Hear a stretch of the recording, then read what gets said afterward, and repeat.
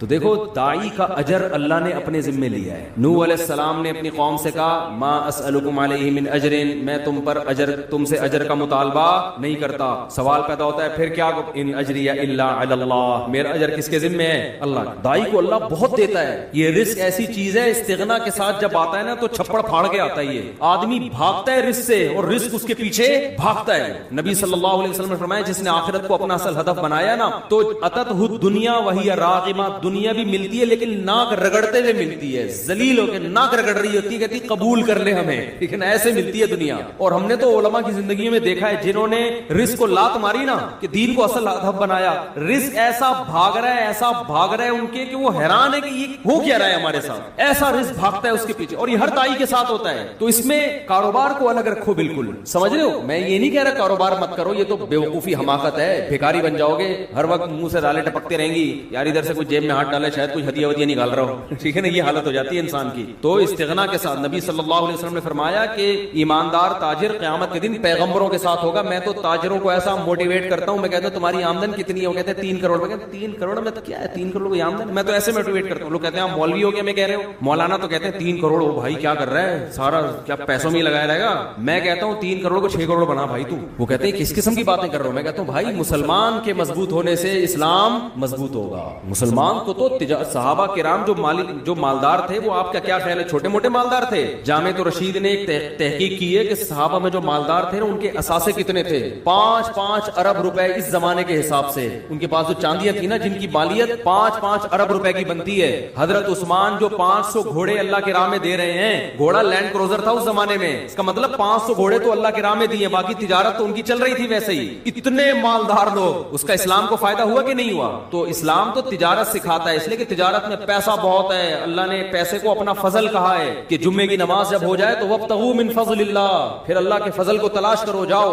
سمندر کو مسخر کیا لتبتغوا من فضلہ, تاکہ تم اللہ کے فضل کو تلاش کرو. سمندر میں روزی تلاش کرو, کنٹینر آئے تمہارے, ایکسپورٹ ہو امپورٹ ہو. یہ جو سمندر میں اللہ کہتا ہے نا کہ میں نے مال رکھا ہے, رزق رکھا ہے, اس سے مراد ہے بزنس, کیونکہ سمندری تجارت سے انویسٹمنٹ سمندری تجارت میں کم ہوتی ہے, ارننگ زیادہ ہوتی ہے. تو اللہ کہہ رہے ہیں میں نے سمندر کو مسخر کیا, تمہارے فرما بردار بنا دیا, تاکہ وسخر وہ کیا ہے, وَلَهُ الْجَوَارِ الْمُنشَآتُ فِي الْبَحْرِ كَالْأَعْلَامِ, پہاڑوں جیسے جہاز سمندر میں چلیں گے. کیوں؟ رزق تلاش کرنے کے لیے. تو یہ رزق کیسے تلاش ہو رہا ہے؟ کنٹینر میں مال جائے گا بھی اور کنٹینر میں مال آئے گا بھی. تمہارے کنٹینروں نے, یہ تو سمندر اللہ نے ہمارے لیے بنایا ہے, اور آپ یہاں گولے گنڈے کی دکان کھول کے بیٹھے ہوئے ہو کہ جب گولے گنڈے سے میرا گزارا ہو رہا ہے تو مجھے کنٹینر کی کیا ضرورت ہے. دیکھو گزارا کے لیے تو 2 وقت کی روٹی کافی ہے, شکر ادا کرنے کے لیے تو یہ ہے. جس کو 2 وقت کی روٹی بھی مل رہی ہے, ناشکری اس کے لیے جائز نہیں ہے. جب بھی وہ ملے بولے بھائی اللہ کا دیا میرے پاس بہت کچھ ہے, لیکن کمائے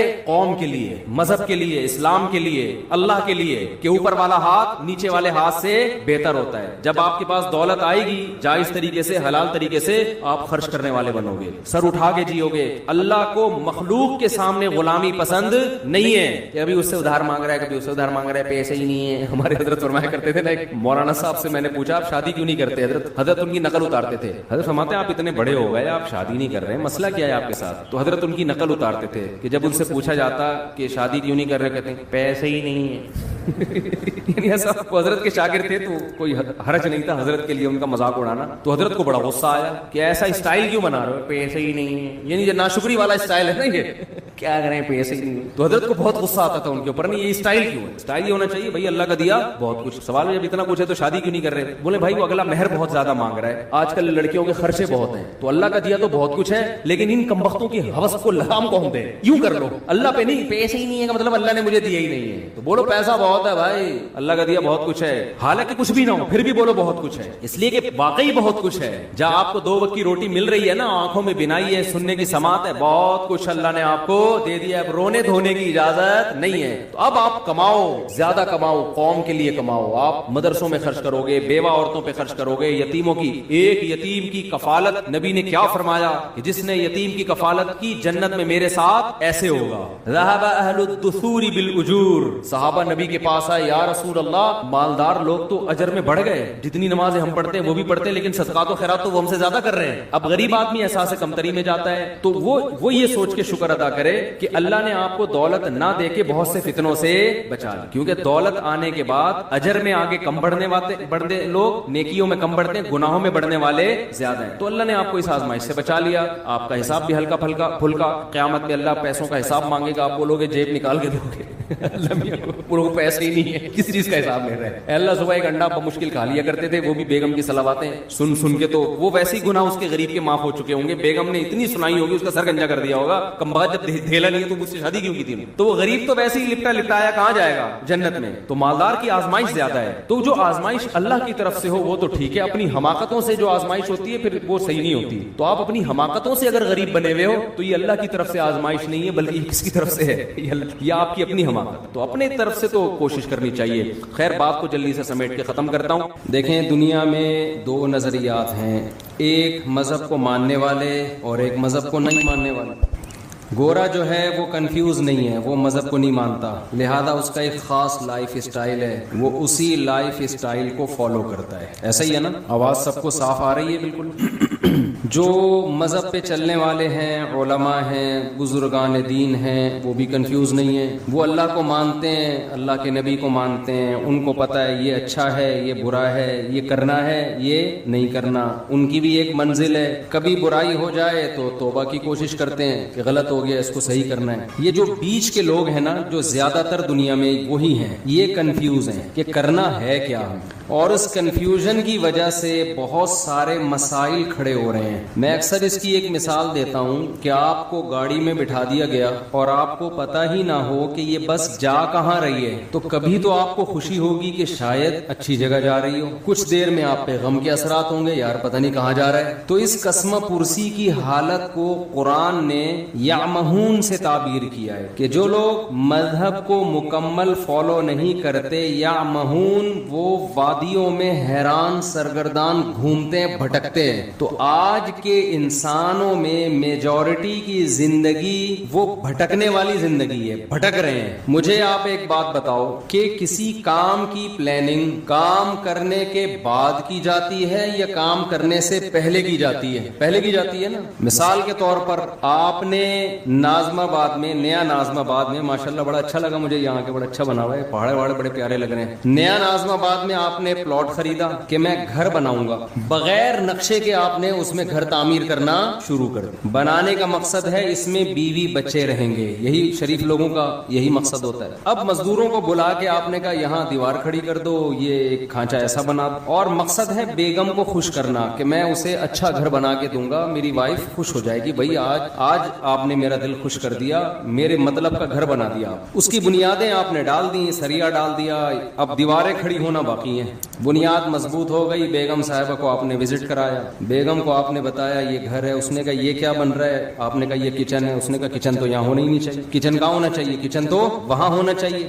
یہ کیا بنا دیا جی, یہ کس چیز کی بنیاد ہے, یہ واش روم کی ہے. ارے یہ واش روم ایگزاسٹ کہاں ہوگا, یہ تو جب ہم ایگزاسٹ فین چلائیں گے یہ تو ساری ہوا اور بدبو کہاں آئے گی, کمرے میں آئے گی یا کچن میں آئے گی. یہ کیا کر دیا آپ نے, یہ کیا بنایا آپ نے, یہ جو اتنا بڑا سا ہے یہ ہمارا بیڈ روم ہے. بھائی آپ نے ایسی جگہ بیڈ روم بنا دیا, وینٹیلیشن کا کوئی انتظام ہی نہیں. یہ آپ نے بائی دا وے بنایا کس کے لیے؟ آپ کہیں بیگم تمہارے لیے. کہے گی مجھ سے پوچھ تو لیتے نا ایک دفعہ, جس کے لیے بنا رہے ہو اس کو نقشہ دکھا کے ایک دفعہ پوچھ تو لیتے.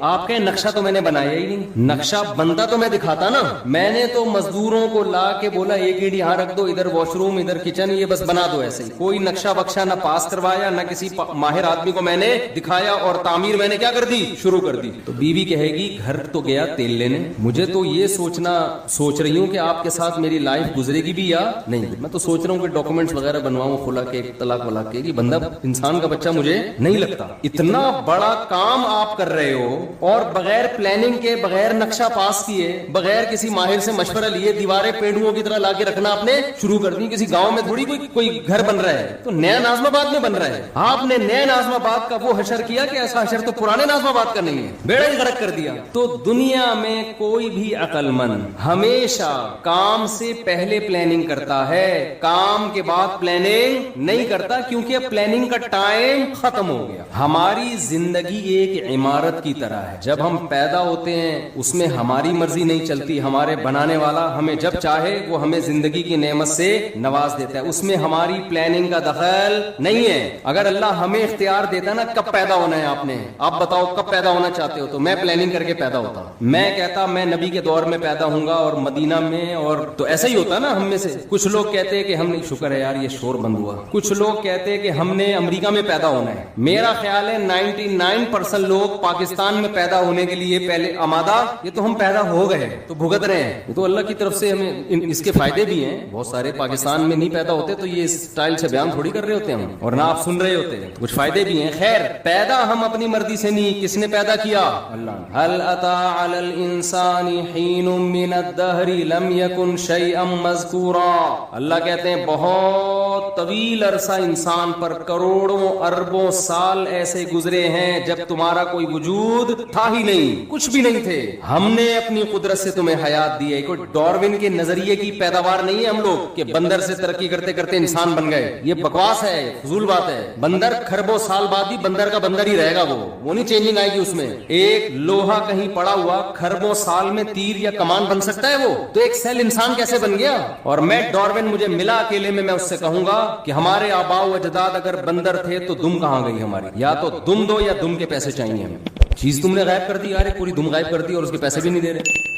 تو ڈاروین نہیں بولا ہے نا کہ دم تھی غائب ہو گئی ہے. تو قرآن کہتا ہے کہ کروڑوں خربوں سال انسان پر ایسے آئے ہیں کہ وہ قابل تذکرہ چیز نہیں تھا. انا خلقنا, ہم نے بنایا اپنی قدرت سے, اپنے ارادے سے. تو ہمیں پیدا کس نے کیا ہے؟ اللہ نے. اس میں ہماری پلاننگ کا کوئی دخل نہیں. اس کے بعد ہم ماں کی چھاتیوں سے دودھ پیتے ہیں, ہمارے ماں باپ ہمیں پالتے ہیں, پوستے ہیں, بڑا کرتے ہیں. اس میں ہمارے والدین کی پلاننگ کا دخل ہوتا ہے, ہماری اپنی پلاننگ کا دخل نہیں ہو. تبھی تو حدیث میں آتا ہے, نبی صلی اللہ علیہ وسلم نے فرمایا کل مولود یولد علی الفطرہ فابواہ یہودانہ او ینصرانہ او یمجسانہ. ہر بچہ نیچر پہ پیدا ہوتا ہے, اسلام پہ پیدا ہوتا ہے. اس کے والدین پلاننگ کر کے کوئی اس کو یہودی بنا دیتا ہے, کوئی مجوسی بنا دیتا ہے, کوئی عیسائی بنا دیتا ہے, اس کو اس کی نیچر سے ہٹا دیتا ہے. کوئی بچہ ماں باپ کو دیکھ کے شرابی بن جاتا ہے, کوئی چور بن جاتا ہے, نیچر سے ہٹتے ہیں. تو یہ کس کی پلاننگ کی وجہ سے؟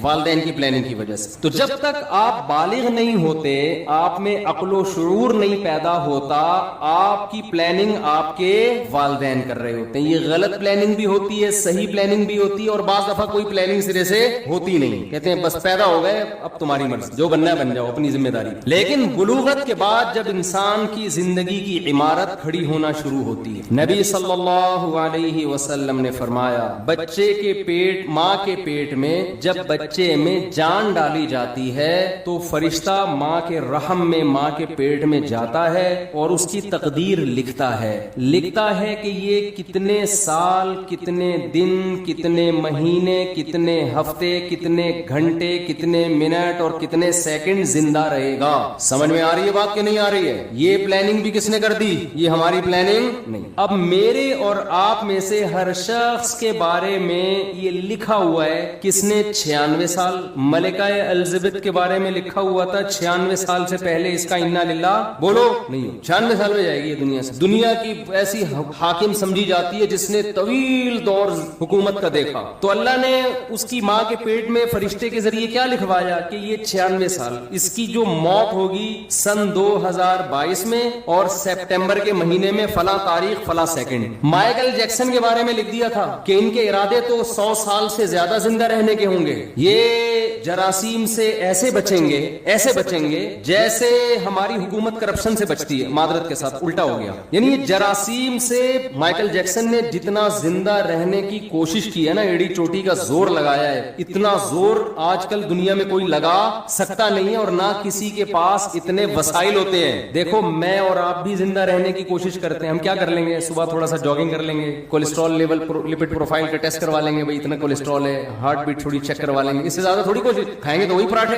وہی انڈے پراٹھے پھوڑیں گے, وہی گھی چربی اور وہی سب اوٹ پٹانگ چیزیں, گٹکے پان تمباکو سگریٹ, مرنے لگیں گے, تھوڑا چیک اپ کرائیں گے ڈاکٹر صاحب. اس سے زیادہ کوئی کوشش کرتا ہے ہم میں؟ لیکن مائیکل جیکسن نے جو کوشش کی تھی نا زندہ رہنے کی, وہ میں اور آپ کی سوچ جہاں ختم ہوتی ہے نا, مائیکل جیکسن کی زندہ رہنے کی خواہش وہاں سے شروع ہوتی. انسان کے آرگن خراب ہونے کا خطرہ ہوتا ہے نا, کڈنی فیل ہونے کا خطرہ. اس نے کیا کیا تھا, کڈنی پہلے سے بک کرایا ہوا تھا. مثال کے طور پر ان کا کوئی 70 بھائی ہوں گے انگریزوں کے, فرض کرو انگریزوں کے کوئی 70 بھائی ہوں گے, اس نے 70 بھائی سے ایگریمنٹ کیا کہ اگر میرا کڈنی خراب ہوا تو فوراً آپ کو اپنا کڈنی مجھے ڈونیٹ کرنا ہے. اس کے منتھلی اتنے پیسے آپ کے اکاؤنٹ میں, لاکھوں روپے. کڈنی کو اس نے سیو کیا کہ اگر میرا, اول تو کڈنی خراب نہیں ہونے دے رہا, گردہ خراب نہیں ہونے دے رہا, لیکن یہ بھی کہ اگر میرا گردہ خراب ہوا تو یہ وسیم کی ذمہ داری ہے کہ وہ اپنا گردہ مجھے دے گا.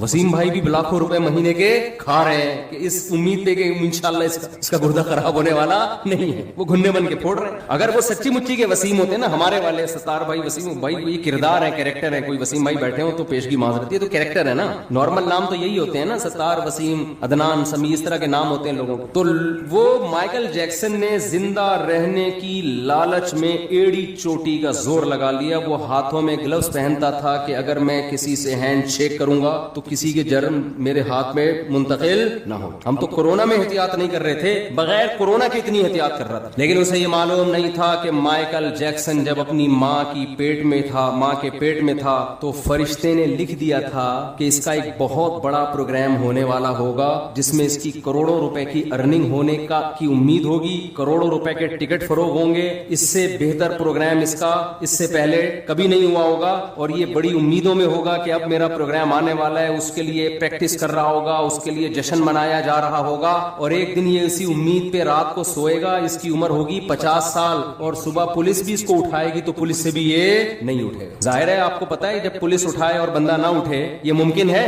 یہ جب ہی ممکن ہے جب بندہ مر چکا ہو, ورنہ پولیس تو اچھے اچھوں کو اٹھا لیتی ہے. تو ایسا سویا مائیکل جیکسن 50 سال کی عمر میں کہ ہمارے یہاں گٹکے کھا کے لوگ 60 کراس کر لیتے ہیں, یہ نا جراثیم کو گلے لگا کے بھی 60-70 نکال لیتے ہیں. کولیسٹرول کو لے کے چل رہے ہوتے ہیں, کڈنی دونوں فیل ہو چکے ہیں, چل رہے ہیں. میں تو دیکھتا ہوں نا کینسر کے مریض 15-20 سال سے گھسیٹ رہے ہیں, جو صحیح بندہ ہو رہا ہے وہ مر رہا ہوتا ہے. تو مائیکل جیکسن حیران ہو گیا کہ یار جو گٹکے کھا رہا ہے, جو چرس پی رہا ہے, جو ہیروئن پی رہا ہے, وہ کم وقت نہیں مرا, اور میں نے اتنا صحت کا خیال کیا اور 50 سال میں سویا ہوں, کوئی موت کا چانس نہیں تھا. ڈاکٹروں کی پوری ٹیم ہر وقت اس کے ساتھ رہتی تھی. اگر مائیکل جیکسن کو کبھی چھینک آتی تھی نا تو اس کے ذمہ دار ڈاکٹر تھے کہ چھینک آئی کیوں. ہمیں چھینک آتی ہے تو کوئی ذمہ دار ہوتا ہے؟ بولو, چھینکتے رہو, گورنمنٹ کہتی ہے اپنے خرچے پہ جتنا چھینکنا ہے جراثیم پھیلاؤ, آپ چھینکو, منہ پہ جا کے چھینکو لوگوں. ہمارے ہاں بلغم کے تھپیڑے دیکھو نا وضو خانوں میں, کیسے ایک دوسرے کے منہ پہ خا خا کر رہے ہوتے ہیں, اور کیا کچھ ہو رہا ہوتا ہے. مائیکل جیکسن کو چھینکنے کی گورنمنٹ کی طرف سے, مائیکل جیکسن کے جو ڈاکٹر تھے, تو مائیکل جیکسن کو چھینک آئے تو ذمہ دار کون تھے؟ ڈاکٹر. چھینک آئی کیوں, آپ کو میں ہر مہینے اتنا پیسہ دے رہا ہوں, کوئی جراثیم میری ناک میں گیا کیسے؟ ڈاکٹروں کا پینل اس وقت بھی اس کے پاس موجود تھا. لیکن موت کے جو فرشتہ تھا نا, جو اللہ نے اس کی ماں کے پیٹ میں بھیجا تھا, اس نے لکھ دیا تھا کہ 50 سال میں اس کا انا للہ بولو ایسا سویا کہ اس کا قصہ تمام, ایسا قصہ تمام. تو جو میں اصل بات عرض کر رہا تھا, جلدی سے اس کی طرف آتا ہوں. دیکھو ہم پیدا کب ہوتے ہیں, یہ کس کی پلاننگ ہے؟ اللہ کی. ہماری موت کس کی پلاننگ سے ہے؟ اللہ کی. یہ بیچ کا ٹائم اللہ نے ہمیں دیا ہے, اس میں اللہ نے حکم دیا بالغ ہونے کے بعد سے لے کر موت تک کا جو تمہیں ٹائم دیا ہے نا, اس کی پلاننگ کس نے کرنی ہے؟ ہم نے کرنی ہے. بہت مشکل ہے بات سمجھ. اس کی پلاننگ کس نے کرنی ہے؟ بولو, ہم نے کرنی ہے. یہ اگر آپ لائف بغیر پلاننگ کے گزارنا شروع کر دو تو آپ کی مثال ایسے ہوگی جیسے کسی شخص نے نیو ناظم آباد میں گھر لیا اور بغیر پلاننگ کے اس کو بنانا شروع کر دیا. بعد میں پچھتا رہا ہے کہ جہاں واش روم بنانا تھا وہاں میں نے کچن بنا دیا, اور جہاں کچن بنانا تھا وہاں میں نے واش روم بنا دیا, اور اب اس میں چینجنگ نہیں ہو سکتی. آپ کی لائف اگر بغیر پلاننگ کے گزرے گی تو وہ برباد ہونے کے علاوہ آپ کو کچھ بھی حاصل نہیں ہوگا, اور اب یہ چینج نہیں ہو سکے گی, کیونکہ جو ٹائم گزر گیا بغیر پلاننگ پلاننگ کے وہ ٹائم آپ کو واپس نہیں مل سکتا. تو پہلا تو یہ عزم کرے جو ٹائم برباد ہونا تھا ہو گیا, وہ تو واپس نہیں آ سکتا نا.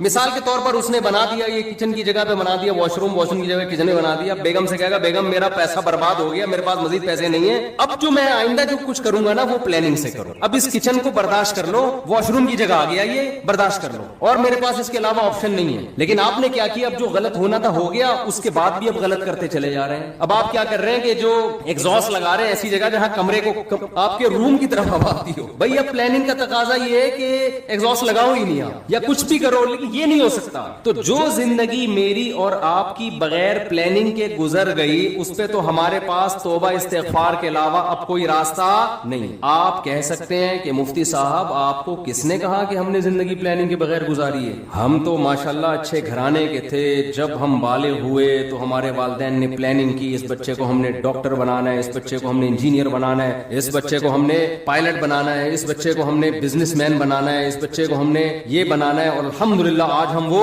بن چکے. اول تو 99% لوگ ایسے بھی نہیں ہیں ہمارے معاشرے میں, 1% ایسے ہوں گے جن کے والدین نے پلاننگ کی اور انہوں نے بھی پلاننگ کر کے کچھ بن گئے. وہ 99% تو ایسے ہی چل رہے ہیں. تو خوب سمجھ لو, پلاننگ کا مطلب صرف پلاننگ نہیں ہے. کامیاب پلاننگ یہ ہوتی ہے کہ آپ کوئی بھی تعمیر کھڑی کر رہے ہیں تو اس کا مقصد پہلے آپ سامنے رکھتے ہیں, اس پرپس کو دیکھ کے جب آپ نقشہ بناتے ہیں اس نقشے کو پلاننگ کہا جائے گا. مثال کے طور پر آپ نے نیو ناظم آباد میں وائف کو خوش کرنے کے لیے پلاٹ خرید کے اس پہ گھر بنانا شروع کیا, لیکن گھر کی شکل کی جو آپ نے پلاننگ کی وہ کسی پرچون کی دکان کی لگ رہی ہے. پلاننگ سمجھ میں آ رہی ہے بات کہ نہیں آ رہی ہے؟ میرے خیال ہے تھک گئے آپ لوگ. آپ نے گھر بنایا پلاننگ سے, بیگم کہہ رہی ہے یہ کیا ہے آپ کے, یہ بڑا سا ہال بنا دیا میں نے, بہت بڑا. اتنا بڑا ہال بنانے کی ضرورت کیا تھی, باقی کمروں کی تو جگہ بچی نہیں. آپ کہہ رہے باقی کمروں کا کیا کرنا ہے, ایک ہال کافی ہمارے لیے. وہ کہے گی نہیں مجھے لگتا ہے آپ نے بغیر پلاننگ کے بنایا. آپ کہتے ہیں نہیں میں نے پلاننگ کی تھی, میں نے اس کی پلاننگ کی ہے کہ اس میں اگر کہیں بھی کسی کو گودام کی ضرورت پڑتی ہے نا تو سارا مال اس کمرے میں اتارے گا. تو پلاننگ تو کی ہے آپ نے یقیناً, لیکن یہ گودام کی پلاننگ ہے, یہ گھر کی پلاننگ بولو نہیں. تو میں اور آپ پلاننگ تو کر رہے ہیں فیوچر کی. اول تو بہت سے لوگ کر ہی نہیں رہے, ہمارے یہاں تو الحمدللہ کوئی پلاننگ ہوتی نہیں. زیادہ تر لوگ جو پلاننگ کر رہے ہیں نا اپنی زندگی کی, ان کو یہی نہیں پتا کہ ہماری زندگی کا مقصد کیا ہے. لہذا کوئی پلاننگ کر رہا ہے میں بہت بڑا تاجر بنوں گا, کوئی پلاننگ کر رہا ہے میں بہت بڑا ڈاکٹر بنوں گا, کوئی پلاننگ کر رہا ہے میں بہت بڑا سیاستدان بنوں گا. بھائی یہ جو آپ اپنے پرپس کو سامنے رکھ کے پلاننگ کر رہے ہو نا, تو آپ کا بڑا ڈاکٹر بننے سے مقصد کیا ہے آپ کا؟ بیگم کہے گی نہیں اتنا بڑا جو گودام آپ نے بنایا, اتنا بڑا کمرہ, آپ کا مقصد کیا ہے؟ آپ کہیں میں اس میں بورے لا کے رکھوں گا گندم کے, تو سر پکڑ کے بیٹھ جائے گی نا کہ یہ نیو ناظم آباد آپ کو گودام بنانے کے لیے یہ بنایا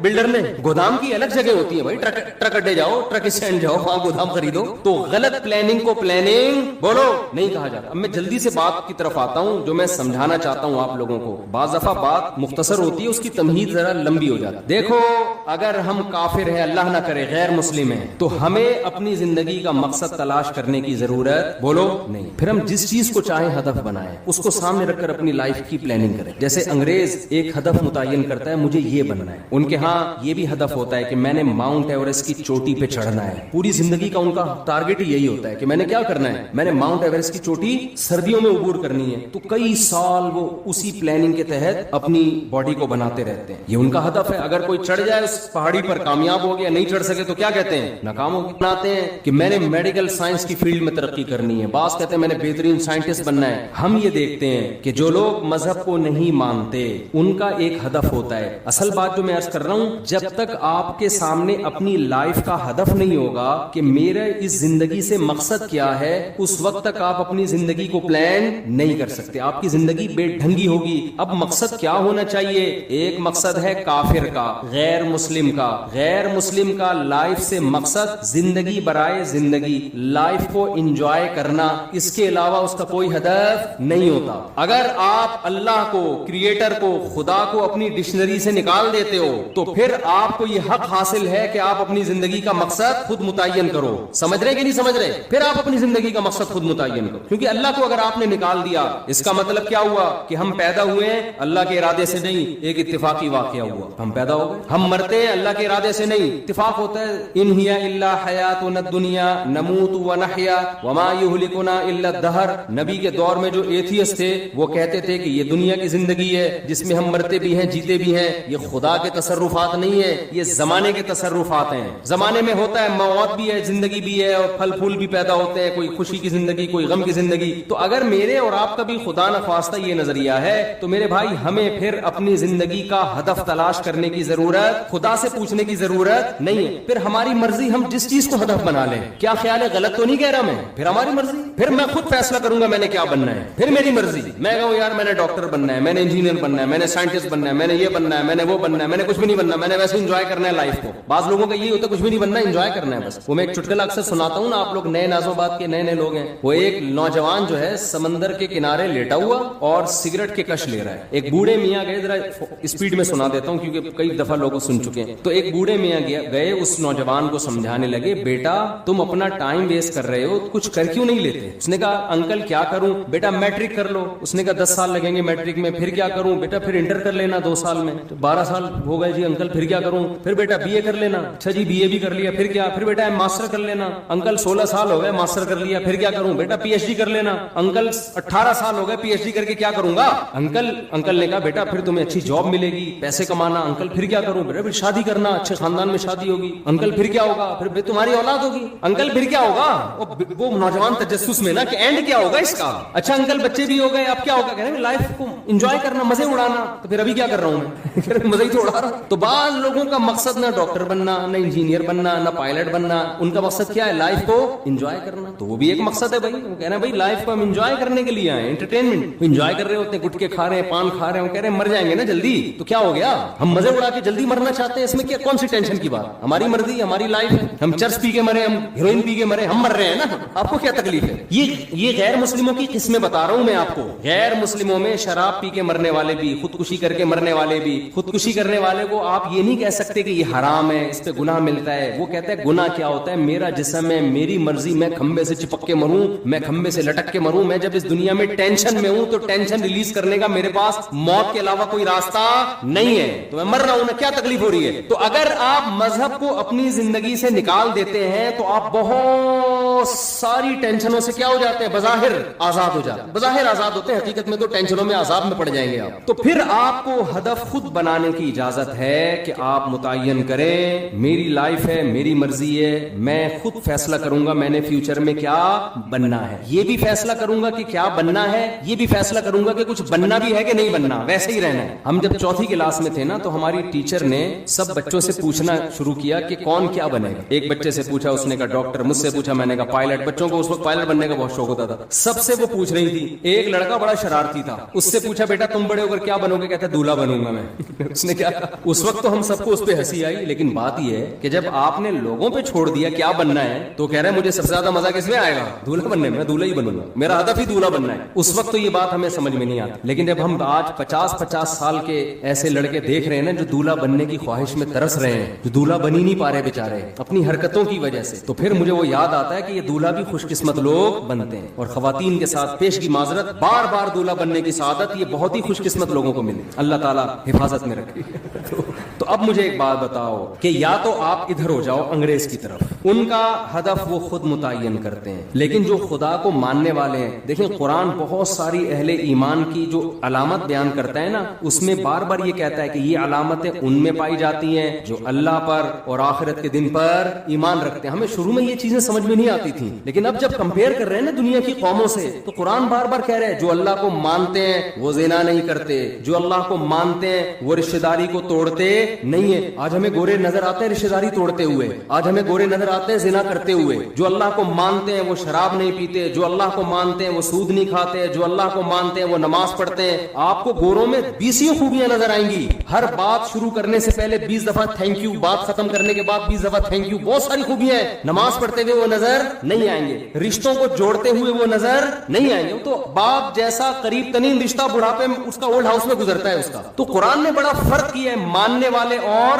نہ ماننے والے. تو پہلا تو آپ فیصلہ کرو کہ ہم ماننے والوں میں ہیں یا نہ ماننے والوں میں. ہم اگر ماننے والوں میں ہیں تو آپ کو اپنا زندگی کا ٹارگٹ خود متعین کرنے کی اجازت نہیں ہے. پھر یہ خدا نے جو بتایا اس پرپس پہ آپ کو کام کرنا پڑے گا جو اللہ نے بتایا ہے. تو پہلے تو یہ کلیئر کریں. دیکھو بات کہاں سے شروع ہوتی ہے, جلدی جلدی سمیٹتا ہوں, یہ ٹاپک میں بار بار ریپیٹ کرتا ہوں لیکن ضرورت ہے لوگوں کی. ایک فیصلہ کرو, ہمیں کسی نے بنایا ہے یا ہم خود سے بنے ہیں. گورا کہتے ہیں ہمیں اس سوال کے جواب کی ضرورت نہیں ہے. قرآن کہتا ہے سب سے پہلے تجھ سے یہ سوال پوچھا پوچھا جائے گا کہ تو نے یہ فیصلہ کیسے کر لیا تھا کہ میں خود بخود وجود میں آیا ہوں, یہ فیصلہ تو نے کیسے کر لیا تھا. اللہ نے ہمیں آزاد نہیں چھوڑا, ہمیں اپنے رب کے وجود پر, اس کی توحید پر ایمان لانا پڑے گا. یہ آپشنل نہیں ہے. اگر نہیں ایمان لائے, اللہ کہتے ہیں ہمیشہ کے لیے جہنم کی آگ اور اس کے ایندھن بنا دوں گا میں تمہیں. اللہ کے لیے سب سے امپورٹنٹ سوال اور سب سے امپورٹنٹ نظریہ ہماری زندگی میں یہ ہے کہ ہم اس کے وجود کو تسلیم کرتے ہیں یا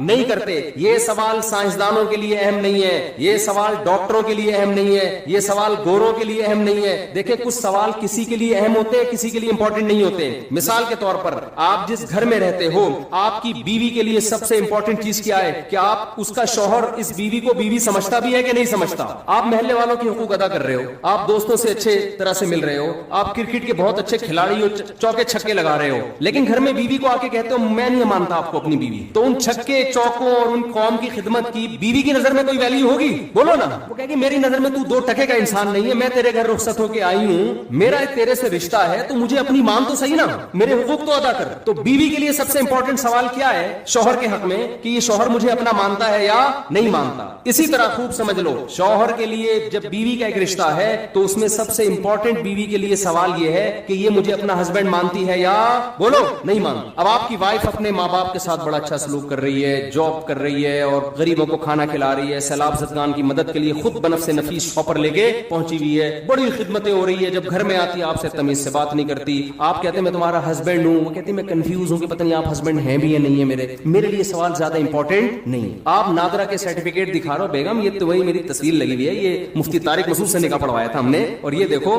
یہ نادرا میں تمہارے ابا کا نام, یہ میرا نام, یہ پورا پراپر کام ہے, ہمارا نکاح رجسٹرڈ ہے. وہ کہتی ہے ایکچولی میرے پاس ٹائم نہیں ہے ان سب باتوں کا, ایکچولی میرے پاس ان سب باتوں کے لیے ٹائم, میرے لیے سوال زیادہ امپورٹنٹ ہے ہی نہیں, میرے پاس تفتیش کا ٹائم ہی نہیں. میں ڈاروین کے نظریے کو مانتا ہوں. ڈاروین کیا کہتا ہے کہ اتفاق سے وجود میں آ گئے, تو اتفاق سے آپ ہمارے گھر میں آ گئے, دیکھنے میں شوہر لگ رہے ہیں آپ. اب اس تفتیش میں جانا کہ یہ ڈاروین کا نظریہ ٹھیک تھا غلط تھا, میں اتفاقی چیزوں کی قائل ہوں. سائنس سے ثابت کرو کہ تم میرے ہسبینڈ ہو. سائنس سے کوئی ثابت کر سکتا ہے؟ کسی کا باپ بھی ثابت نہیں کر سکتا. کوئی لیبورٹری ٹیسٹ سے کہ یہ اس کا ہسبینڈ ہے کوئی کر سکتا ہے؟ بولو نا کیا ہو گیا, سائنس سے کہاں سے ثابت ہوگا بھائی, یہ تو گواہوں سے ثابت ہوگا. گواہ کہیں گے آپ کے نہیں میں سائنس کا اسٹوڈنٹ ہوں, میں سائنس کے بغیر نہیں مانتا. نیوٹن کا کوئی قانون پیش کرو کہ وسیم میرا شوہر ہے, تو ہم کیا کہیں گے سائنس کو غلط جگہ فٹ کر رہی ہے بھائی تو.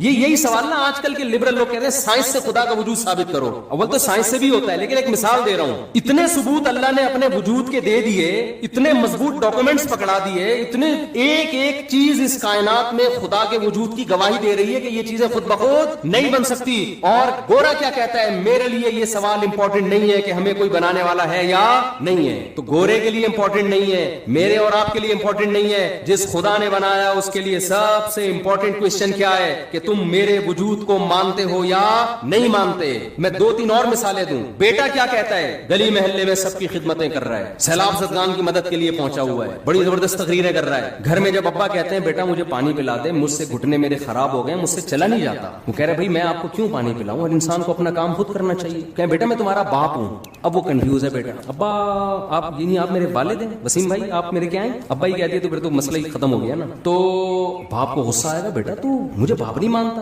بیٹا کہہ رہا ہے ابا اصل میں نے اسٹڈی اور سائنسی ترقی میں اتنا ٹائم لگایا ہے نا کہ مجھے اس سوال کے جواب کی فرصت ہی نہیں ملی کہ آپ میرے ابا ہیں, یا اس تحقیق کی میرے پاس ٹائم, میں اصل میں بڑے بڑے کارنامے کر رہا ہوں. میں ابھی ایک میرا خلائی سیارہ چاند پہ پہنچنے والا ہے, اور اگلا سفر میرا مریخ کی طرف, ویزا آ گیا مریخ سے میرا. یہی ہوتا ہے نا آج کل لوگوں نے سائنسدانوں کو اپنا باپ بنا لیا ہے. یار گورا اتنی ترقی کر رہا ہے, گورا اتنی بہت کر رہا ہے, بھائی اس کو مانو کر رہا ہے, ہم اس کے منکر نہیں ہے. خدا کے لیے یہ ترقی امپورٹنٹ بولو نہیں, خدا کہتا ہے یہ امپورٹنٹ ہے, لیکن پہلے کچھ اور سوال ہے اس کے بعد امپورٹنٹ ہے. بیٹا کتنی ترقی کرے, محلے والے اس کو کندھے پہ اٹھا کے گھوم رہے ہوں. باپ کے ساتھ اگر وہ کہتا ہے میں کنفیوز ہوں کہ آپ میرے ابا بھی ہیں یا نہیں ہے, ابا کہے گا مجھے سب سے امپورٹنٹ سوال میرے زندگی میں میرے لیے یہ ہے کہ تو مجھے مانتا ہے یا نہیں مانتا. جب تک اس کی تحقیق نہیں کر دیتا اس گھر میں تجھے گھسنے کی اجازت نہیں ہے. فوراً سزا دے کے نکالے گا, جائیداد سے آگ کرے گا اس کو. اب بیٹا بڑا لبرل تھا نا, وہ یونیورسٹی کا پڑھا ہوا, کہہ رہا ہے یار ابا غیر ضروری, وسیم صاحب ابا تو نہیں کہہ رہا, غلطی سے نکل رہا ہے, یہ جو وسیم صاحب ہے یہ ایک غیر ضروری سوال جو انسانیت کے لیے اتنا امپورٹنٹ سوال نہیں ہے. کیا ہو گیا اگر میں نے تفتیش نہیں کی, تحقیق نہیں کی, میں سیلاب زدگان کی مدد تو کر رہا ہوں نا, میں سائنس میں ترقی تو کر رہا ہوں. یہ ساری تقریر سے عوام متاثر ہوگی, باپ جس کا گھر ہے وہ متاثر بولو نہیں ہوگا, وہ نہیں متاثر ہوگا. تو یاد رکھو جو کریٹر ہے نا, جس نے ہمیں بنایا ہے, کاش کاش یہ بات ہماری کھوپڑیوں میں بیٹھ جائے. آج اس ایجوکیشن نے ہمیں خدا کے قریب لانے کے بجائے خدا سے دور کر. ہم ایجوکیشن کے خلاف نہیں ہے, خوب سمجھ لو, جتنی ایجوکیشن مسلمانوں میں اس سے ڈبل کی ضرورت ہے, لیکن کچھ کانسیپٹ آپ کو کلیئر کرنا ضروری ہے. تو خدا کے لیے, ہمارے بنانے والے کے لیے, ہماری زندگی میں سب سے امپورٹنٹ سوال کیا ہے کہ تم مجھے مانتے ہو یا نہیں مانتے. اللہ کہتے ہیں فیصلہ کرو میری نشانیوں میں غور کر کے, میں نے اتنے ڈاکومنٹس رکھ دیے ہیں کہ تمہیں مجھے ماننا پڑے گا. نو کا آپشن میں نے کیا کر دیا ہے, ختم. ملیشیا میں ایک آدمی مجھے ملا, میں نے اس کو کہا تم خدا کو مانتے ہو؟ اس نے کہا میں فری تھنکر ہوں. میں یہ فرسٹ ٹائم میں نے یہ ٹرم سنی تھی, میں نے کہا یہ کیا ہوتا ہے؟ اس نے کہا میں نہ تو مانتا ہوں نہ میں نہیں مانتا. ایک تو ہوتا ہے نا خدا کو نہیں مانتا, کہہ رہے مجھے میں بس فری تھنکر, یعنی کولیسٹرول فری آئل ہوتے ہیں نا, ہوتے نہیں ہیں وہ, لیکن لکھا ہوا ہوتا ہے. ہمارے یہاں وہ انڈیا سے جب وہ بند ہوا ہے نا, وہ ابے نندن کا کیس ہوا تھا, تو انڈیا والوں نے دھمکی دی تھی کہ ہم تمہارا ٹماٹر بند کر دیں گے. ٹماٹر انڈیا سے آتا تھا, تو ہمارے یہاں لوگوں نے یوٹیوب پہ ویڈیو بنا کے ڈالی, ہمارے یہاں تو ٹومیٹو کیچپ میں ٹماٹر نہیں ڈلتا یار, تم ہمارا ٹماٹر بند کر کے کیا نقصان کرو گے. تو جن ڈبوں پہ کولیسٹرول فری لکھا ہوا ہوتا ہے نا, ان ڈبوں کو فری کرانے کی ضرورت نہیں ہے. یہ لکھنے پر گورنمنٹ کی طرف سے کوئی پابندی نہیں ہے, کچھ بھی لکھ دو, کوئی بھی تصویر بنا دو. وہ پھلوں کے اس پہ جوس پہ ہوتے ہیں, ان پہ پھلوں کی تصویریں ہوتی ہیں, وہ تصویریں ہی ہوتی ہیں. وہ ایک صاحب کہتے تھے میرے ابا حلیم کی دیگ بنا کے تقسیم کیا کرتے تھے, تو کیسے کرتے تھے؟ کہہ رہے حلیم میں اتنا چاول, اتنے پانی ڈالا اور 40 کلو گوشت لکھ کے اس کی پرچی ڈال دی اندر. گوشت نہیں ڈلتا. تو ہمارے یہاں تو حلیم ایسے بن جاتا ہے, اسی سے ذائقہ آ جائے گا بھائی. تو فری تھنکر. اس نے کہا میری کوئی تھنکنگ نہیں. کیا مطلب؟ آپ اتنے اہم سوال کو سوچنے کے لیے تیار ہو ہی نہیں. کیوں نہیں تیار ہو؟ اس لیے کہ جب آپ نے سوچ لیا نا یہ میرے ابا ہیں, تو ایک طویل سوالات کا سلسلہ شروع ہو جائے. آپ نے جو آپ کی وائف گھر میں رہتی ہے, آپ نے اگر مان لیا کہ یہ میری وائف ہے, تو جان چھوٹے گی نہیں, بلکہ کیا ہوگی, پھنسے گی جان آپ کی. اس لیے جو فری تھنکر ہے وہ کہتا ہے ایکچولی میرے لیے سوال امپورٹنٹ ہے ہی نہیں کہ تم میری وائف ہو یا نہیں, مجھے اس تحقیق کی چندہ ضرورت نہیں ہے, تم بھی لائف کو انجوائے کرو, مجھے بھی انجوائے کرنے دو. یہ ہوتا ہے فری تھنکر. تو انسان ایک دوسرے کے حقوق میں تو ایسا نہیں کرتا. بیگم کو آپ بول کے تو دکھاؤ مجھے پتہ نہیں, میں کنفیوز ہوں, تو آ جائیں گے آپ کے سالے والے پکڑنے کے لیے آپ کو. لیکن خدا نے چونکہ عذاب آخرت میں رکھا ہے, دنیا میں اللہ عذاب نہیں دیتا, کیونکہ یہ دارالامتحان ہے, ایگزامینیشن ہال ہے. رزلٹ ایگزامینیشن ہال میں اناؤنس نہیں ہوتا, رزلٹ ہمیشہ ایگزامینیشن ہال سے نکلنے کے بعد اناؤنس ہوتا ہے. قرآن بار بار کہتا ہے وَلَا تَحْسَبَنَّ اللَّهَ غَافِلًا عَمَّا يَعْمَلُ الظَّالِمُونَ. ظالم لوگ جو کچھ کر رہے ہیں, اے لوگوں ان پر عذاب نہیں آتا, تو اللہ کو ان سے ہرگز غافل مت سمجھو. انما یؤخرهم لیوم, اللہ ظالم کو مہلت دے رہا ہے ایک ایسے دن کے لیے, تشخص فیہ الابصار, جس دن آنکھیں پھٹی کی پھٹی رہ جائیں گی, آنکھیں کھلی کی کھلی رہ جائیں گی, حیرت کے مارے, خوف کے مارے. تو اللہ تو کہ عذاب نہیں دیتا, لہذا اللہ کے بارے میں کہ وہ ہے یا نہیں ہے, اس میں انسان کیا ہو رہا ہے کہ میرے پاس سوچنے کا ٹائم نہیں ہے. تو اللہ نے اپنے وجود کے کروڑوں دلائل رکھ دیے, اتنے دلائل. میں صرف ایک خربوزے کی مثال دیتا ہوں, صرف ایک معمولی سی مثال, اس کے بعد میں جلدی سے آگے بات سمیٹ کے ختم کرتا ہوں. دیکھو آپ کسی جنگل میں تھے, انسانوں کہیں آپ پیدا ہو گئے نا, آپ نے کبھی پودے پھلتے پھولتے دیکھے ہی نہیں. ایک شخص آ کے کہتا ہے, ایک بیج لے کر آتا ہے آپ کے پاس, خربوزے کا بیج. وہ کہتا ہے آؤ میں تمہیں ایک میجک دکھاتا ہوں, جادو دکھاتا ہوں. آپ کہیں گے بھائی کیا جادو دکھا دے گا, ایک بیج کے 2 بیج کر دے گا ایسے منتر دکھا کے؟ نہیں. اس نے کیا کیا, اس خربوزے کے بیج کو ڈالا زمین کے اندر. آپ کہیں گے بھائی یہ کیا جادو ہو گیا ہے بھائی, یہی کہیں گے نا. کہے گا دیکھو ابھی ہوتا کیا ہے. اس خربوزے سے کے بیج سے تھوڑے دنوں میں ایک کومپل نکلنا شروع, ایک تھوڑی سی اس کی جو بیل نکلنا شروع. آپ کہیں گے یار یہ ہے جادو, تو کوئی نارمل ہے, کوئی چیز نکل گئی ہوگی اس سے, پانی اور کھاد ملا ہے تو کچھ نکل گیا ہوگا. کہتے ہیں ابھی جادو شروع ہوا ہے. وہ بڑھنا شروع ہوئی, بڑھتے بڑھتے کیا ہوا, اس میں تھوڑے دنوں کے بعد پھول پیدا ہونا شروع ہو گئے, خوبصورت پھول. آپ حیران ہوگے نا کہ یار ایک بیج تھا وہ یہاں تک کیسے پہنچا کہ گوبر, پانی اور مٹی کے ملاپ سے اس بیج میں پہلے سے ایسے سافٹ ویئر انسٹال ہو گئے ہیں کہ گوبر, پانی, مٹی اور سورج کی روشنی اس کو لگے گی تو اس میں خوبصورت اور خوشنما پھول پیدا ہونا شروع ہو جائیں گے. آپ اس کو اتفاق مان لو گے یا کہو گے کہ یہ انسٹالیشن ہوئی ہے؟ دیکھو کی بورڈ پہ جب آپ ایف کا بٹن لکھتے ہو, کمپیوٹر کے مانیٹر پہ ایف لکھ کے آتا ہے, تو یہ اتفاق ہو سکتا ہے؟ یہ ایک انسٹالیشن ہے نا. ارے کمپیوٹر کا ایک ڈبہ کروڑوں کھربوں سال میں وجود میں نہیں آ سکتا, اس میں سافٹ ویئر خربوں سال میں آٹومیٹکلی کیسے خود بخود انسٹال ہو سکتے ہیں؟ تو یہ بیج کے اندر جو ایسے سافٹ ویئر انسٹال ہو گئے کہ زمین میں ڈالا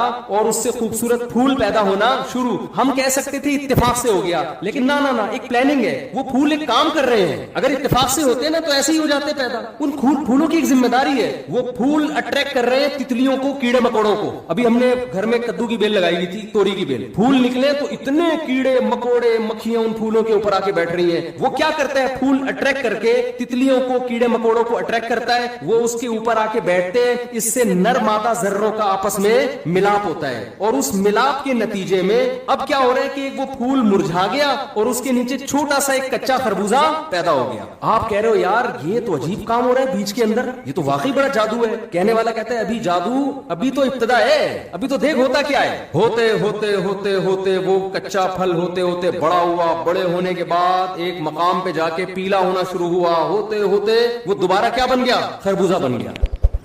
آپ کہہ سکتے ہو کہ یہ آٹومیٹکلی بیج ایسا وجود میں آ گیا خربوں سال کے بعد؟ کہہ سکتے ہو؟ کہو گے یار یہ ایسا جادو تو ہم نے زندگی میں کبھی نہیں دیکھا. وہ کہے گا ابھی آپ کو پتا نہیں ہونے والا کیا ہے. آپ نے اس خربوزے کو کاٹا, میٹھا, اور وہ جو بیج آپ نے زمین میں دفن کیا تھا اس جیسے سینکڑوں بیج اس کے اندر موجود, تاکہ یہ پروسیس ہزاروں سال تک دوبارہ گھمایا جا سکے. میں کہتا ہوں سائیکل کے جو گراریاں ہوتی ہیں نا, کروڑوں خربوں سال میں دو گراریاں آپس میں ایڈجسٹ نہیں ہو سکتی, کہ جس کے نتیجے میں ایک گراری گھومتی ہے تو چین گھوم کے دوسری گراری کو گھما کے واپس ایک سائیکل بن جاتی ہے. ایک معمولی سی سائیکل جس میں کوئی سافٹ ویئر انسٹال نہیں ہے, ایک ہارڈ ویئر ہے, وہ مادی چیز ہے, خربوں سال میں لوہے سے خود بخود وجود میں نہیں آ سکتی. خربوزے کے بیج میں ایسا سائیکل کہ ایک خربوزہ پیدا ہوتا ہے, بیل بنتی ہے, دوبارہ اس سے سینکڑوں خربوزے, ہر خربوزے میں سینکڑوں بیج, اور ہر بیج میں کروڑوں خربوزے پیدا کرنے کی صلاحیت. اور یہ کام صدیوں سے چلا آ رہا ہے, آج تک اس میں کوئی نقص واقع نہیں ہوا. تو ایک خربوزہ, خدا کی قسم لا الہ الا اللہ, اس کا ایک بیج اپنے بنانے والے کا منہ بولتا ثبوت ہے, بار بار گواہی دے رہا ہے کہ مجھے کسی نے بنایا ہے, یہ آٹومیٹکلی وجود میں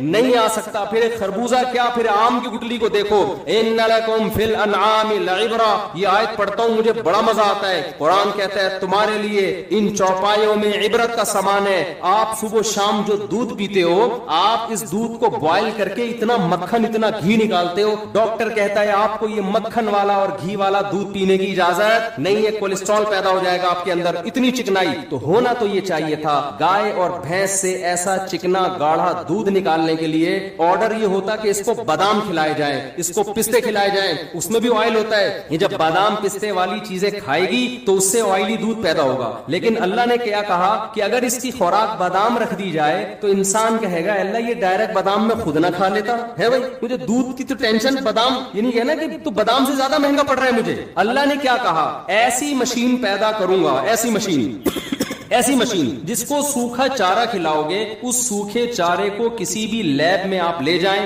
رگڑ کے دیکھیں, فرانس کے, جاپان کے سائنسدانوں کے پاس لے جائیں کہ اس گھاس کو رگڑ کے اس میں چکنائی اور تیل کا ایک قطرہ نکال کے دکھا دو. وہ کہے گا بھائی ہم نے آج تک ایسی کوئی مشین ایجاد نہیں ہوئی ہے جو گھاس سے چکناہٹ نکال کے دکھا دے. ہے ہی نہیں تو نکلے گی کہاں سے. اللہ نے کہا کہ جو کام ہزاروں سال میں سائنس وہاں تک نہیں پہنچی, میں نے ہزاروں سال پہلے ایسی مشین بنا دی ہے. ان لکم فی الانعام لعبرہ نسقیکم مما فی بطونہ من بین فرث ودم, کہ تم اس کو سوکھا چارہ کھلاؤ گے جس میں نہ تیل کا قطرہ نہ کوئی چکناہٹ. یہ سوکھا چارہ اس کے پیٹ میں جائے گا اور پھر 3 چیزیں اس سے اس کے پیٹ میں بنیں گی. وہ 3 چیزیں کیا ہیں؟ ہم جب کوئی مشینری تیار کرتے ہیں پاور الگ سے دینی پڑتی ہے. KESC والے وہ ہمیں وہ پاور دینے نہیں دیتے, اسی وجہ سے ہماری مشینیں کیا ہو جاتی ہیں, صرف KESC والوں کی مشینیں چل رہی ہوتی ہیں اور کسی کی مشین پاکستان میں کم از کم نہیں چلتی. تو اللہ نے کہا کہ اگر میں یہ بھینس کی پاور جو ہے نا, یہ الیکٹرکسٹی والوں, یہ جو الیکٹرک والوں کے حوالے کر دوں گا تو ان کی بھینسیں بھی لوڈ شیڈنگ کا شکار ہو جائیں گی اور ان کا دودھ کیا ہو جائے گا, بولو نا, بند. اور جس زمانے میں بجلی ایجاد نہیں ہوئی تھی اس وقت لوگ کیا پیتے؟ اللہ نے کہا جانور کو جو پاور ملے گی نا بھینس کو, وہ اسی گھاس سے ملے گی, اسی گھاس سے من بین فرثن ودمن, اللہ کہتے ہیں اس سے گوبر بناؤں گا جو زمین کی طاقت, تاکہ یہ گھاس دوبارہ اگے. وہ گوبر زمین پہ گر کے نائٹروجن پیدا کرے گا تاکہ اس سے دوبارہ گھاس اگے, اور اسی سوکھی گھاس سے بلڈ پیدا کروں گا جو جانور کو ڈیزل کا کام, وہ ایندھن کا کام کرے گا. یہ جانور کا ڈیزل ہے, اس سے اس کی باڈی رن کرتی رہے گی. من بین فرث ودمن, اللہ کہتے ہیں سورہ انعام میں, جس فیکٹری میں گوبر تیار ہو رہا ہے سوکھے چارے سے, جس فیکٹری میں سوکھے چارے سے خون تیار ہو رہا ہے, اسی فیکٹری میں خون اور گوبر سے بچاتے ہوئے لبنن خالصا سائغا للشاربین, ایسا سفید دودھ اتارتا ہوں کہ رنگت تو تم نے اس کی دیکھی ہے, لذت کیسی. پینے والا جب حلق کے قریب لے کے جاتا ہے تو حلق میں وہ دودھ پھسلتا چلا جاتا ہے, اتنا مزہ آتا ہے. بن کس سے رہا ہے؟ گھاس سے, جسے چکھ کے دیکھو تو تھو تھو کرنے کو دل کرتا ہے, اور اس سے دو گندی ناپاک چیزیں بن رہی ہیں, ایک گوبر اور ایک بلڈ. لیکن ہمارے لیے جو اس کے تھنوں میں جو چیز اتر رہی ہے, ایسی لذیذ سائغا للشاربین, پینے والوں کے لیے حلق میں پھسلنے والا, اترنے والا. گھونٹ بھر بھر کے پینا نہیں پڑتا, پہلے گھونٹ میں زور لگانا ہے, دوسرا خود بخود آٹومیٹکلی آپ کی باڈی اس کو کھینچ لے گی, اتنا لذیذ ہوتا ہے وہ. تو میرے بھائی یہ مشین خود بخود بن سکتی ہے؟ کیا ہو گیا میرے بھائی, آٹومیٹکلی بن گئی. کروڑوں سال میں ایسی مشین وجود میں آ گئی, اور ایک نہیں کروڑوں مشینیں. شہد کی مکھی کو دیکھ لو, اتنی سی کھوپڑی ہے اس مکھی کی, 2-4 تاریں نکلیں گی اس کے اندر سے. کیسی مینجمنٹ ہے بھائی, کیا مینجمنٹ. ایک ملکہ مکھی ہے, مزدور مکھی ہے. نر مکھیاں زیادہ ہو جائیں نا تو ان کو مارنے کے لیے کچھ مکھیاں الگ سے ہے کہ یہ ان کی تعداد جب زیادہ ہو جائے گی تو ان کو میٹنگ کے لیے جو فیمیل مکھیاں ہیں وہ کم پڑ جائیں گی تو بدماشی پہ آ جائیں گے. یہ اتنی پلاننگ تو انسانوں میں نہیں ہے, یہ پلاننگ پہلے سے اللہ نے کس میں رکھی کہ بھائی یہ نر زیادہ ہو گئے, ان کی تعداد زیادہ, اڑا دو ان کو بم سے. کوئی پتھر سے نہ مارے میرے دیوانے کو, بم کا زمانہ, اڑا دو سالے کو. وہ شعر تو اصل میں یہ تھا نا, کوئی پتھر سے نہ مارے میرے دیوانے کو, حسن حاضر ہے محبت کی سزا پانے کو. اس پہ ہمارے کراچی کے شاعروں نے اس کا بیڑا غرق کر دیا, اپنے حساب سے ایڈجسٹ کیا نا اس کو. کوئی پتھر سے نہ مارے میرے دیوانے کو, بم کا زمانہ, اڑا دو سالے. تو مادہ مکھیاں یہی کرتی ہیں کہ نر جب زیادہ ہو جائیں تو یہ ماحول کیا کریں گے, بدنظری کریں گے,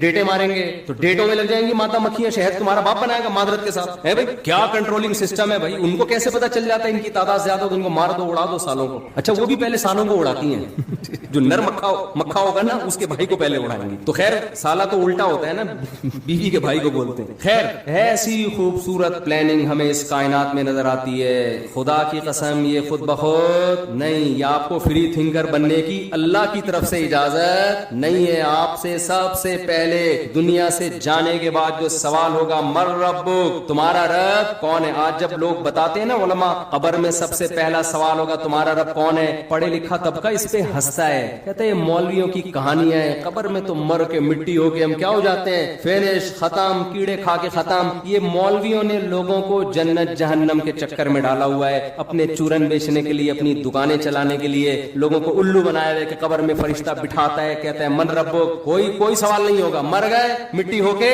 ختم. قرآن کہتے ہیں نا نا نا نا نا نا, ہرگز ایسا نہیں ہے. مر کے مٹی ہو کے باڈی ختم ہوتی ہے, تمہاری روح ختم نہیں ہوتی. جیسے آپ جب سو جاتے ہیں تو آپ کی باڈی کام کرنا چھوڑ دیتی ہے, روح آپ کی بھٹکتی رہتی ہے, خواب دیکھتی ہے, لذت بھی حاصل کرتی ہے, تکلیف بھی محسوس کرتی ہے. ایسے ہی برزخ کی ایک زندگی ہے. اللہ کہتے ہیں تم نے اس مادی زندگی کو دیکھا ہے, تم اس زندگی کے بارے میں کیسے فیصلہ کر سکتے ہو جو تم نے دیکھی نہیں ہے. سائنس وہاں تک بات کرے گی نا جہاں تک اس کا ہدف ہے, تو یہ ہے ہی نہیں اس کا, یہ اس کی پہنچ ہی نہیں ہے وہاں تک. تو پہلے تو اپنا ایمان درست کرو, ہم خدا کے وجود کے قائل ہیں, ہم خدا کے منکر, ہم فری تھنکر بولو نہیں ہے. اور اگر آٹومیٹکلی پیدا ہو رہے ہوتے تو ایک دن سے پیدا ہوتی ہے نا. یہ مرد الگ عورت الگ کیوں پیدا ہو رہے ہیں بھائی, یہ تو پلاننگ ہے نا کہ مرد بھی پیدا ہو رہے ہیں اور کیا پیدا ہو رہے ہیں عورت. اتفاق سے اتنی مینجمنٹ ہوتی ہے, اور مردوں میں عورت کی طرف ڈیزائر, عورت میں مرد کی طرف, پھر ان کے ملاپ سے نسل پیدا ہو رہی. او بھائی یہ ڈارون سے بڑا پھینکو خدا کی قسم دنیا میں کوئی بھی نہیں گزرا. مجھے اکیلے میں ملے کسی دن وہ, میں تو سب سے پہلے دم کے پیسے مانگوں گا اس سے. پیسوں کی آج تو مہنگائی کا دور ہے نا, جس سے جتنے پیسے نکلوا سکتے ہو نکلواؤ. ایک پاکستانی سفر کر رہا تھا, اب پاکستانیوں کا دماغ بزنس کی طرف بہت چل رہا ہے. دیکھا ایک چائنیز بیٹھا ہوا ہے, ٹرین میں دونوں سفر کر رہے ہیں, تو چائنیز کی ناک پہ مچھر آ کے بیٹھا, اسے پکڑ کے کھا لیا. ان کے یہاں تو کوئی حلال حرام ہے ہی نہیں, اتنے پروٹین ہونے چاہیے, بس کتا کھا لو, بلی کھا لو, مذہب نہیں ہے نا. ارے میں آپ کو ابھی تو یہی تو اتنی دیر سے میں عرض کر رہا ہوں کہ مذہب کو زندگی سے نکالو تو ٹینشن کیا ہو جائے گی, ختم. پھر نہ یہ سوال کی ضرورت ہے میرا ابا کون ہے, میری اما کون ہے. جب ابا اما ہیں تو پھر حقوق بھی ہے نا, تو چھوڑو یار, مان لیا ٹھیک ہے, نہیں مانا تو بھی کیا ہے, وہ صرف گورنمنٹ کو مانتے ہیں. تو وہ چائنیز کی ناک پہ مچھر آ کے بیٹھا, اس نے اٹھا کے کھا لیا. اس نے کہا پروٹین فری پکڑ کے مل رہے ہیں. تو پاکستانی کی ناک پہ تھوڑی دیر مچھر آ کے بیٹھ گیا, چائنیز سے تو ڈر گیا ہوگا, اب کھا تو سکتا نہیں تھا کہ ظاہر ہے ساری زندگی کبھی مچھر مکھی کھائے نہیں, تو اٹھا کے اس کو کہتا ہے خریدے گا بھائی تو میرے سے کتنے کا لے. تو ایک لطیفہ سنا دوں بیان سے ہٹ کے, لیکن آپ لوگ بہت ظاہر ہے گرمی بھی ہو رہی ہے, تھوڑا فریش ہو جائیں گے. ایک چائنیز ایک پاکستانی کسی چائنیز دوست سے ملاقات کے لیے گیا, عیادت کے لیے. وہ چائنیز کے بارے میں پتا چلا یہ شدید بیمار ہے, تو وہ اس کے پاس گیا تو دیکھا کہ وہ بیچارے کی آکسیجن لگی ہوئی ہے اور بس بیچارہ بڑی ٹینشن میں ہے. تو یہ اس کے قریب کھڑا ہو گیا. جیسے ہی قریب کھڑا ہوا ہے تو وہ چائنیز چیخنے لگا, چاچی پانچی کھینچا پانچانا, چیختے چیختے مر گیا.